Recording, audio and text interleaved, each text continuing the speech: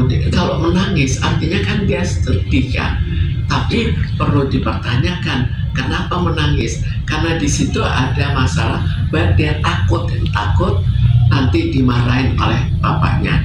Jadi sangat mungkin dia dipengaruhi dan diancam oleh bapaknya. Sekarang kita tidak tahu diancamnya apa, tapi kalau diancamnya berat dan dia tahu, jelas dia akan ketakutan.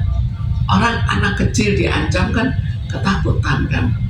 Ibunya juga beranggapan akan dimarahin bapaknya, anaknya juga menganggap akan dimarahin bapaknya, dan ini harus kita buktikan kebenarannya untuk mengetahui apa yang sebetulnya terjadi.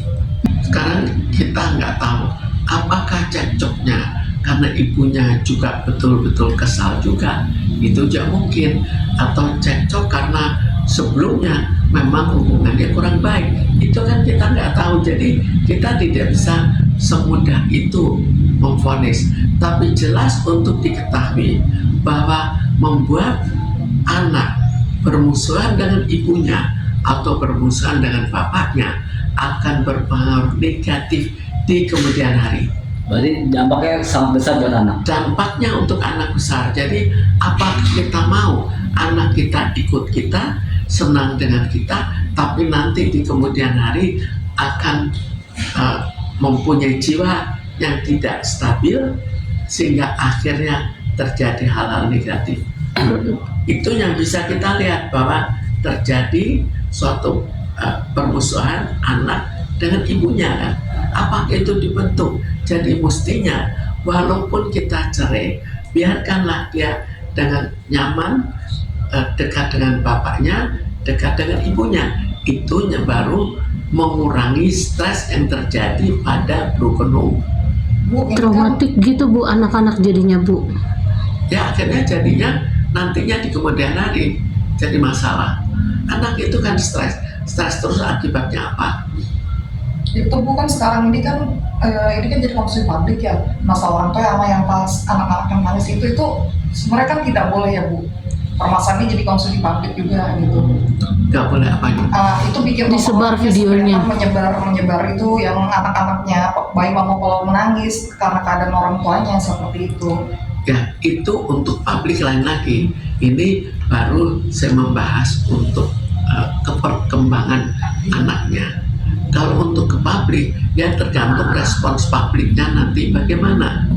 Karena publik mungkin saja nanti mengecam anaknya, mungkin juga kasihan ke anaknya, tapi akibatnya juga ya sebetulnya kurang baik. Tapi apakah dia melakukan itu karena tidak tahan demi untuk membela dirinya atau untuk apa?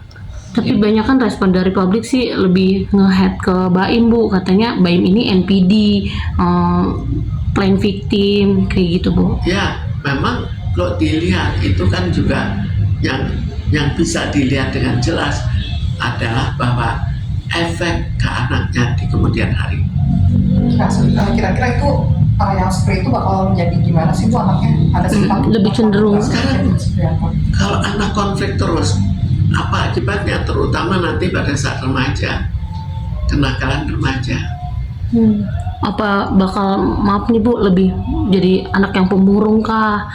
Itu ya mungkin pemurung, mungkin penjahat, mungkin narkoba, mungkin apa, kita tidak tahu, tapi lebih ke arah negatif.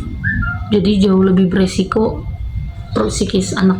Jauh berisiko untuk perkembangan anak di kemudian hari. Kan kita membina anak tujuannya supaya anak itu jadi anak yang baik, bukan kita asal dia berkembang, asal dia dekat dengan kita. Kalau dekat dengan kitanya hanya pada saat kecil dan nanti sudah dewasa sudah lain, apa kita tidak ajar? Bu, ada tips nggak untuk orang tua yang sedang berpisah dan mendidik anaknya dalam berpisah? Saya pikir jadi kalau orang tua berpisah itu jangan dijauhkan dari ibu atau bapaknya, kecuali kalau ibunya bisa sakit jiwa, yaitu soal lain.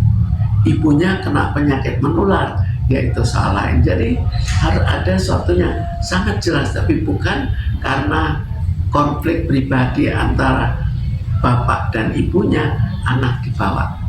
Itu jangan sampai terjadi. Ya, sebetulnya mestinya dinasehati juga. Tapi kalau mereka tidak mau dinasehati, percuma. Orang dinasehati akan berubah hanya jika dia mau mengikuti nasihat itu. Nah terus kalau untuk kayak si Kiano ini sama sebaiknya harus gimana ya Bu? Karena kan tadi juga udah sempat dipertemukan nih Bu, tapi anak ini kembali menangis gitu, nggak mau menolak untuk bertemu. Jadi sekarang Pak Im juga sadar bahwa ini efeknya negatif. Netizen sebut Mungkin apakah betul Pak Im 100% terus bersama dengan anaknya? Apakah tidak bisa guru misalnya ikut yang membantu untuk pendekatan dengan ibunya? Sebetulnya kalau seorang anak pada umumnya ya tidak semudah itu tidak mau bertemu dengan ibunya. Itu pada umumnya. Tapi sekecil itu kurang lebih 3 tahun atau 5 tahun gitu anak itu Bu. Apa sudah maksudnya bisa didoktrin sampai untuk menolak? Sekarang kalau dia diancam, anak coba ditakutin setan, takut nggak? Takut. Ya gitu ya.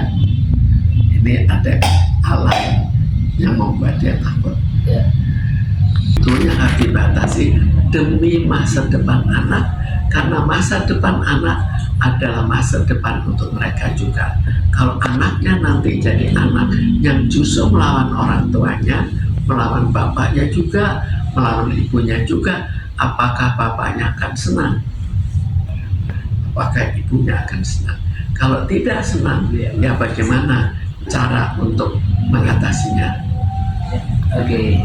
Ibu.